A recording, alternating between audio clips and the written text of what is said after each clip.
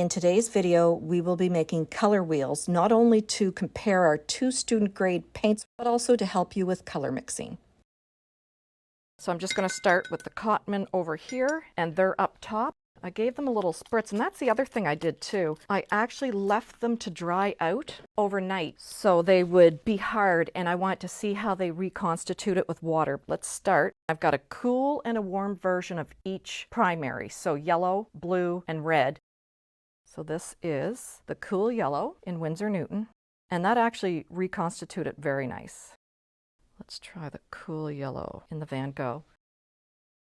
Let's go to our warm yellow. And you just want to lightly take your brush over your paint. You don't want to mash your brush into it. You'll ruin your brush. So this is the warm yellow. And I have to say, this is probably my favorite warm yellow out of a student grade I've ever seen, just because it's so clean and clear. And that's something important to look for, especially when you're starting out, is to get transparent paints. If you get anything that's too opaque and you have other opaques and you go to mix them, you're going to end up with muddy paint. It'll look dull and lifeless. And a lot of people have a hard time with that. And that's one of the things with student paints. A lot of them are more opaque because of the fillers and who knows what else is in them. That's why I'm testing the student grade. I'm also going to test some student grade watercolor paper too, which will be huge if I can find one. Warm red Cotman. If you notice when I'm pulling that out, it just looks thicker, like it has more pigment in it. And that's a good thing. If it has more pigment, then it's going to go further. Look at how saturated that is. I'm going to add a little more water. Yeah, oh my goodness, look at that. Wow. So yeah, I'm actually really excited about the Van Gogh. Both of these sets of paints that I'm testing right now are mostly all transparent. They are all highly light fast, which is crucial. Permanent Rose is our cool red. And I use quite a bright pink for the cool red just because, well, one, I'm a floral painter. I just find it gives you more range for mixing. So I'll also test like how reactive they are and all that stuff. Because if I'm going to recommend something like this, I want to make sure that I don't steer people wrong, just because art is such a wonderful thing. And I'm going to sound a little sappy, but it absolutely changed my life. It gave me something to look forward to. It gave me something to feel confident about. I can't say enough good things about it. I'm addicted. All right, so let's go to the warm blue. This one is the Van Gogh. Yeah, it just seems like they've got the pigment on this is, I hope it's good on all the other tests, because this in Canada, I think I got them on sale. I think they were $4.49 a tube. That's fantastic. Let's go to our warm in the Cotman. And you'll see the Cotman has a good saturation of color as well. This is making student grade paint look really good. And that's not always the case. Let's move on to our cool blue.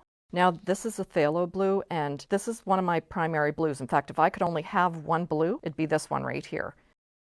Oh my goodness, look at that saturation. I can't even say enough about that. And honestly, I have not made my mind up yet, even though it might look like I have. So there are our split primaries, yellow, blue, and red. We've got a cool and a warm of each. So now, if you notice on the color wheel, we're going to put our secondaries here, here, and here. And this is really technical. Just tune me out if you have to, but I just kind of want to give you a little explanation of why this is so you'll have a better understanding. When I say cool and warm, it means that these colors have an undertone of another color to them. And the warm ones have an undertone of towards the red, and the cool actually has an undertone of green and the yellow. The cool blue has an undertone of yellow. Same with the warm blue has an undertone of a red. It's towards the red, and that's why it's on that side. So when you create secondaries, if you want clean, clear colors, you've got to know what the undertone of your paint is, so you can mix it with one that has the right undertone. So let's say this warm yellow. So let's say yellow red. So let's go to the warm red. That'd be yellow red. So do you notice there's no blue at all in that? It's just yellow red, yellow red. So when you mix those, there's no blue to dull it down. When we have a cool red, it's towards the blue, so it's a blue undertone to the red. When we have a warm blue, it is an undertone of a red towards the red and blue. So again, we have blue, red, blue, no yellow, right? And this is why I really say to beginners, color charts, color wheels, you have got to make them. And the more you do and the more you play, the more it'll help you. That's how I learned first off how to mix colors. I make color charts constantly. So I knew that my warm yellow and my warm red, bang, vibrant orange. And I'm going to show you. We'll start on the Windsor Newton side. Warm yellow, a can actually see a couple cat hairs in there from my cat. Let's go to our Van Gogh warm red, and you're only going to need a little of this. See there, I just put too much. Oh yeah, there it is. Look at that. I just hope that I can layer and glaze with these paints because they will be a godsend to students.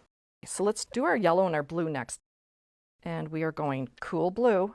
Already I can see it. And of course, these can be lighter or darker depending on how much of each color you put in each. So there is a nice green. Let's try the Van Gogh. And I'm just actually taking my brush and I'm pressing the water off of it. So when I pick up the paint, I don't keep diluting it, because if you keep diluting it, you're not going to be able to see your colors. Cool blue. Get a little more blue. Now I need a little more yellow. Okay, I need a lot more yellow. That's the other thing too. It's always better to start with your lighter color first and just add little tiny dabs of darker color until it's where you want it. It's a lot easier to darken a color than it is to lighten one. Okay, so that's quite a bit darker. There we go. I had a lot of blue in there. I'll just put it up here so you can see it. See? You can make it brighter, just more yellow. Moving on to our cool red and our warm blue.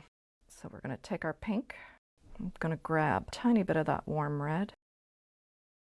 And I can feel a difference when I'm applying these student grade paints, but this is a watercolor journal and it's not good paper. So possibly some of the difference could be what I'm applying it on.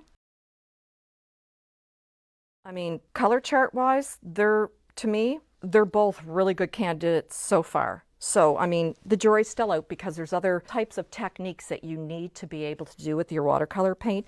So anyway, I hope you enjoyed that. Have a great day. If you have any questions, let me know.